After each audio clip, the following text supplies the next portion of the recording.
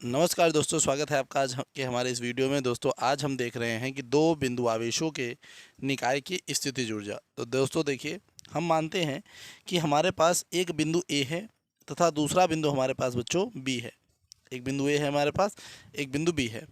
बिंदु ए पर ध्यान दीजिएगा मेरी बातों पर कि बिंदु ए पर हम अनंत से एक आवेश Q1 लाते हैं तथा बी पर एक आवेश हम Q2 लाते हैं तथा इनके बीच की दूरी क्या है बेटा, वो r मान लेते हैं। तो ये हमारे पास क्या हो जाता है बेटा, दो आवेशों से बना एक निकाय। तो इसकी स्थितिज ऊर्जा हम याद करेंगे कि इन आवेशों के जो है इस निकाय के निर्माण में जो जितना भी कार्य होगा वही इसकी स्थितिज ऊर्जा के रूप में इसमें संचित होता है। ठीक बेटा। तो यहाँ पे देखिए हमने स्टेटमेंट लिख रखा है कि बिंदु आवेशों के किसी निकाय की स्थितिज ऊर्जा उस कार्य के बराबर होती है जो उन आवेशों को अनंत दूरी से, जो उन आवेशों यानी इन दोनों आवेशों को अनंत दूरी से लाकर आवेशों के उस निकाय निर्माण में लगता है। यानी इस कार्य के बराबर होगी जितना भैया ये निर्माण में करने में जितना कार्य हुआ है वही इसकी क्या कहलाएगी, स्थितिज ऊर्जा कहलाएगी बेटा, याद रखिएगा। तो यहाँ पर सबसे पहले हम क्या करेंगे, तो देखिए सबसे पहले जो सबसे पहले कार्य होगा उसी को हम यहाँ पे देखते हैं। तो देखिए सबसे पहले क्या लिखेंगे हम, यहाँ पे हम लिखेंगे बेटा माना। तो देखिए यहाँ पे हम लिखेंगे माना। उसके बाद क्या कहेंगे, कहेंगे माना Q1 और Q2 दो आवेश, ये आप इस तरीके से लिखेंगे कि Q1 माना Q1 और Q2 दो आवेश। आप इतना इतना स्टेटमेंट जरूर लिखिए, ठीक। दो आवेश एक दूसरे से, एक दूसरे से आर दूरी पर रखे हैं, आर दूरी पर रखे हैं। तो Q1 और Q2 दो आवेश एक दूसरे से आर दूरी पर रखे हैं। ठीक बेटा। तो अब देखिए क्या करना पड़ेगा कि हम जानते हैं कि ये दोनों आवेश इस तरीके से हम लिखेंगे कि भैया कि इस निकाय की स्थितिज, इस निकाय की स्थितिज ऊर्जा ज्ञात करने के लिए, ज्ञात करने के लिए, इस तरीके से ज्ञात करने के लिए माना कि ये दोनों आवेश, कि ये दोनों आवेश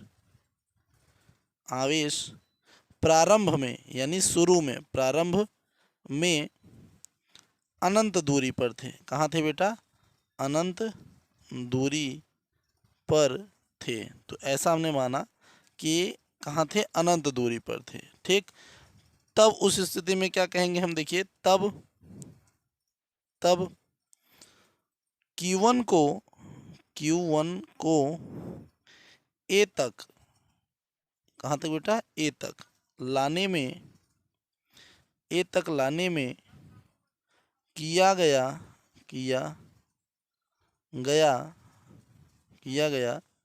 काम। तो देखिए कि ये मान लेते हैं Q1 जो है हमारा अनंत पे था, तो इसको हम बिंदु ए तक लाने में कितना काम करते हैं वही हमें यहाँ पर लिखना पड़ेगा। तो इस समय क्या होता है बेटा, यहाँ पर क्या होता है, इस समय हमारा Q2 उपस्थित नहीं होता। ठीक। इस समय क्या होता है कि अगर हम इस आवेश को अगर हम ला रहे होते तो ये हमारे पास तो था नहीं जब हम इसको लाए थे, तो Q1 को जब लाते हैं तो Q2 वहाँ पर नहीं होता। तो इस स्थिति में हमारे पास क्या हो जाता है, देखिए तो आप यहाँ पे लिख सकते हैं काम कि भैया ये जो काम हो जाएगा हमारे पास हो जाएगा W बराबर Q2, क्योंकि भैया Q2 होना चाहिए था लेकिन यहाँ पे कुछ है ही नहीं। तो यहाँ पे ये हम नहीं लिखेंगे, ये मत लिखिए, आप सीधा सीधा लिख दीजिए Q2 की अनुपस्थिति है, Q2 की अनुपस्थिति है। थोड़ा अनुपस्थिति ध्यान दीजिएगा, यहाँ से आप लगाइएगा, Q2 की अनुपस्थिति है। अतः W1 आपका क्या हो जाएगा बेटा, जीरो हो जाएगा, सीधा सीधा। ठीक।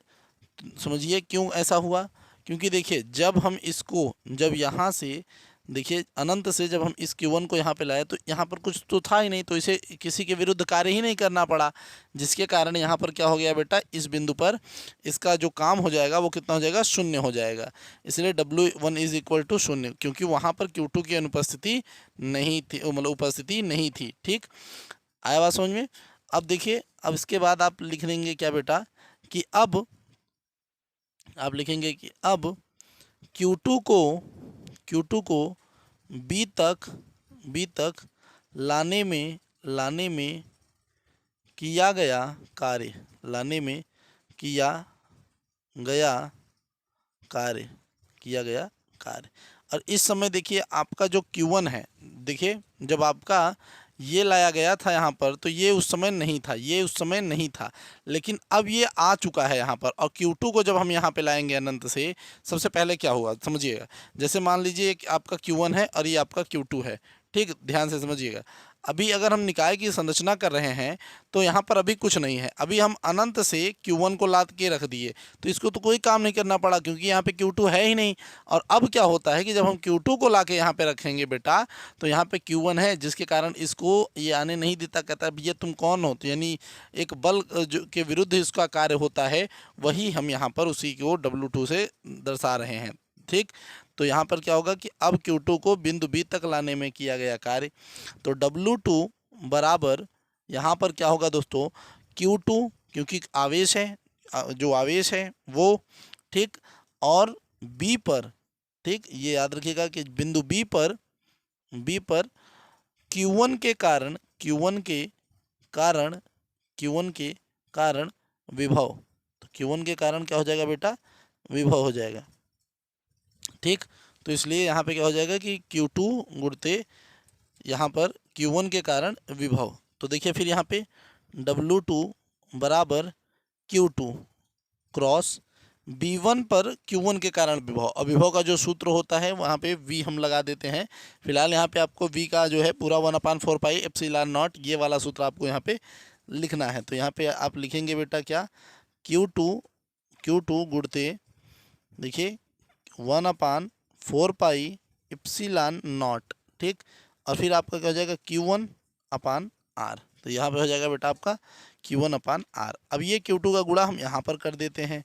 जब यहाँ पर गुणा कर देंगे तो क्या हो जाएगा हमारे पास, देखिए जब इधर हम गुणा करेंगे तो इस स्थिति में हमारे पास यहाँ पर अब आ जाएगा क्या, यहाँ पे बराबर लगा हुआ है, तो W2 बराबर 1/4 पाई एप्सिलॉन नॉट Q1/R। ये प्यारा सा हमारे पास अभी तक के लिए ये आ चुका है, अभी तक के लिए। ठीक, अब देखिए यहाँ पे हम क्या कहेंगे, अब यहाँ पर एक तो हमारे पास एक यहाँ पर है, देखिए एक W1 हमारे पास यहाँ पर है और एक W2 हमारे पास यहाँ पर ये आ चुका है। इतना तो हो चुका ना, इतना तो बेहतरीन था, यहाँ तक तो कोई समस्या नहीं। अब और आगे भी समस्याएं नहीं होंगी, बस आप देखते रहिए सवाल को। अब देखिए करना क्या है, हम लिखेंगे अतः, हम लिखेंगे बेटा अतः, ठीक, ये इस तरीके से कि बेटा अतः Q1 और Q2 से बने निकाय की रचना करने में हुआ कुल कार्य, ठीक। तो इसमें क्या होता है कि इसमें जो आपकी पूरी रचना में कुल काम करी गई है वो लिखना होता है। तो W बराबर क्या हो जाएगा बेटा, W1 प्लस W2, ठीक। तो यहाँ पे W बराबर W1 का मान कितना था बेटा, 0 था, W2 का मान यहाँ पे है 1/4 पाई एप्सिलॉन नॉट Q1/R। तो इसको जोड़ेंगे तो यहाँ पे आ जाएगा बेटा क्या, देखिए यहाँ पे आ जाएगा W बराबर 1/4 पाई एप्सिलॉन नॉट Q1/R। ठीक बेटा, यहाँ पर हमारे पास ये आ गया। अब ध्यान से आपको ये सोचना है या ये कहना है, आप सीधा सीधा ये कह सकते हैं कि यही काम, यही कार्य, यही कार्य इस निकाय में, इस निकाय में स्थितिज ऊर्जा के रूप में, स्थितिज ऊर्जा, स्थितिज ऊर्जा के रूप में संचित होता है, संचित होता है, संचित होता है। अर्थात U बराबर, हम यहाँ पे लिखेंगे U बराबर 1/4πε0 Q1 Q2 अपान R। तो यही हमारे पास दोस्तों आंसर आ गया, और ये आपका पूरा डेरिवेशन हमने यहीं पर कंप्लीट कर लिया, जैसा कि आप इस समय अपने आँख के सामने देख रहे हैं। ठीक बेटा, तो चैनल को सब्सक्राइब ज़रूर करिए। हम मिलेंगे आपसे अगली वीडियो में, तब तक के लिए जय हिंद, जय भारत।